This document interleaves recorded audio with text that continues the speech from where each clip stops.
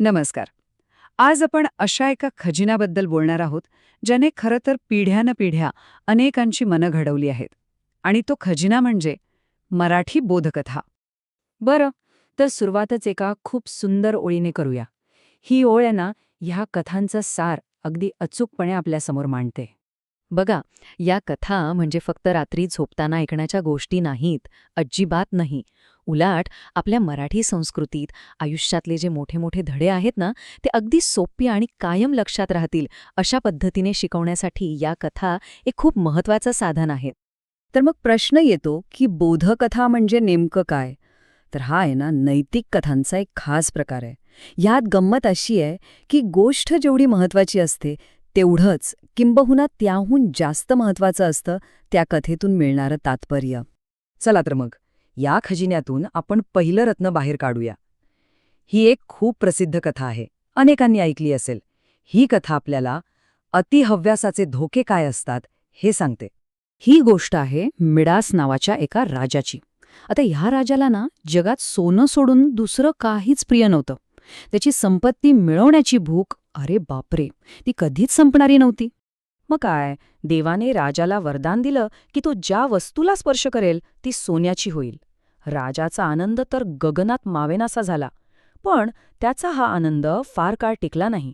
कारण त्याचं जेवण, त्याचं पाणी सगळं सोनं बनू लागलं. आणि मग मग तो सगळ्यात वाईट दुःखाचा क्षण आला. त्याने प्रेमाने आपल्या लाडक्या मुलीला हात लावला आणि आणि तिची एक सोन्याची निर्जीव मूर्ती बनली. पश्चातापाच्या आगीत होरपडत तो देवाकडे धावला आणि म्हणाला, हे वरदान परत घे. आणि इथेच आपल्याला या कथेचं तात्पर्य मिळतं, अगदी स्पष्टपणे, की अतिहव्यास म्हणजे जास्त लोभ हा आपल्याला संपत्तीकडे नाही तर थेट विनाशाकडे घेऊन जातो. ठीक आहे, आता आपण पुढच्या कथेकडे वळूया आणि बघूया की ह्यातून आपल्याला एक कसा वेगळा धडा मिळतो. हा धडा फक्त एका व्यक्तीपुरता नाहीये, तर संपूर्ण समाजावर लक्ष केंद्रित करतो. तर गोष्ट अशी आहे, एकदा देव आणि दानव दोघेही निर्माते प्रजापतीकडे गेले. आणि त्यांनी काय विचारलं? त्यांनी विचारलं, आमच्या दोघांमध्ये श्रेष्ठ कोण आहे? प्रजापतीने मग एक युक्ती केली.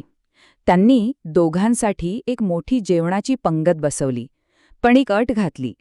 अट काय होती? की जेवताना कुणीही आपलं कोपर वाकवायचं नाही. आता दानवांनी स्वतःच्या हाताने जेवण्याचा प्रयत्न केला, पण सगळं अन्न सांडून गेलं, वाया गेलं. पण देवांनी मात्र एक भन्नाट उपाय शोधून काढला. त्यांनी काय केलं? त्यांनी एकमेकांना घास भरवायला सुरुवात केली. पाहिलंत, म्हणजे यातला सगळ्यात महत्त्वाचा मुद्दा काय आहे, की श्रेष्ठत्व हे तुमच्या ताकदीवर किंवा तुम्ही कसे दिसता यावर अवलंबून नाही. खरं श्रेष्ठत्व तर सहकार्याने आणि इतरांच्या भल्याचा विचार केल्यानेच ठरतं.